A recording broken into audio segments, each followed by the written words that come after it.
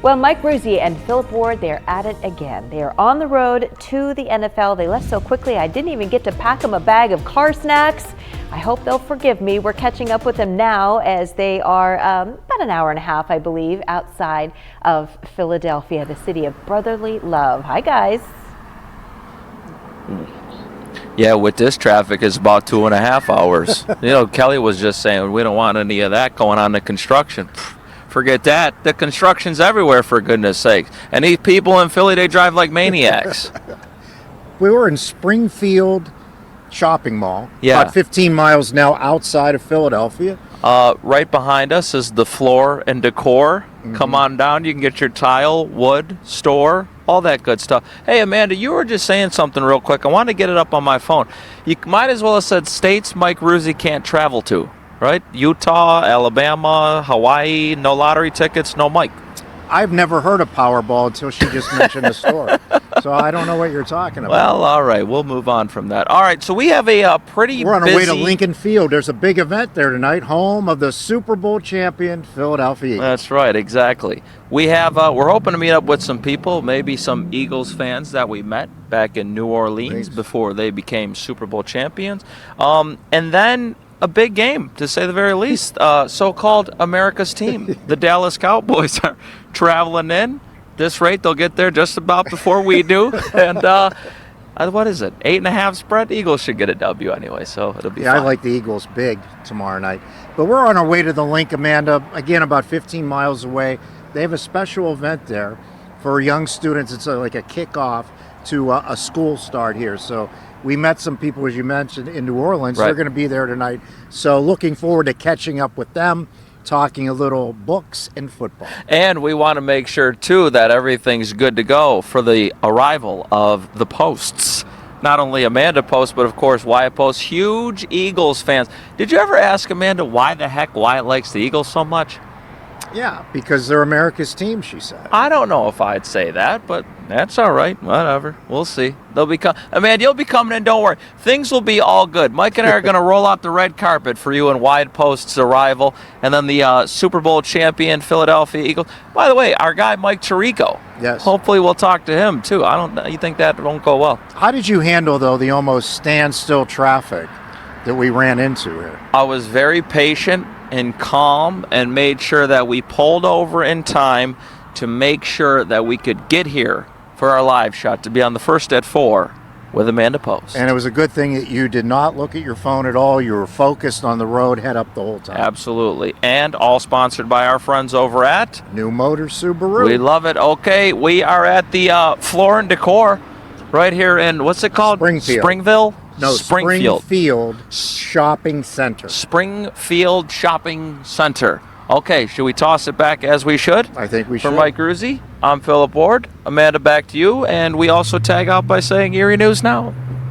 All right, thanks, guys. Yeah, I'll have to text them when we get to the link tomorrow and see if we can link up before the big game starts. Debt collection calls in the United States have jumped 150% per capita, according to an analysis of data from the Federal Trade Commission. Elise Schoenig explains the emotional toll that's having on those trying to manage their debt. I had a lot of credit card debt after I got divorced several years ago. Paying off nearly $14,000 in high-interest credit card debt has been urgent for Sabrina Leonard. It was just overwhelming, and even making the minimum, it's like, oh, you'll have this paid off in 35 years. Keeping up with the payments is hard enough.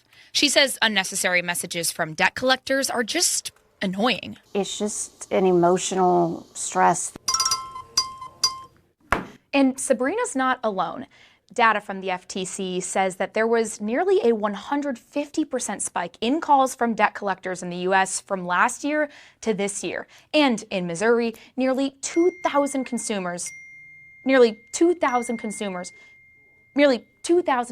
reported increases in messages from debt collectors just earlier this year. Credit counseling has been around almost as long as credit cards themselves. Thomas Nitsche is with Money Management International. The nonprofit worked with Sabrina's creditors to lower her interest rates.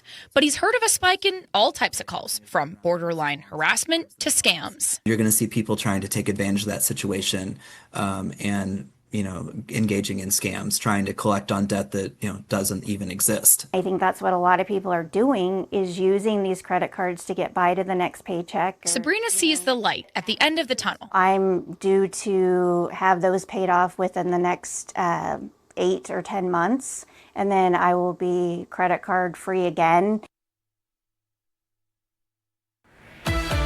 We'll come here on First Before our final guest today of all the details on Comic-Con Erie coming up next weekend, and Mill Creek Township's Senior Series focusing on emergency preparedness. All that and more when we come right back.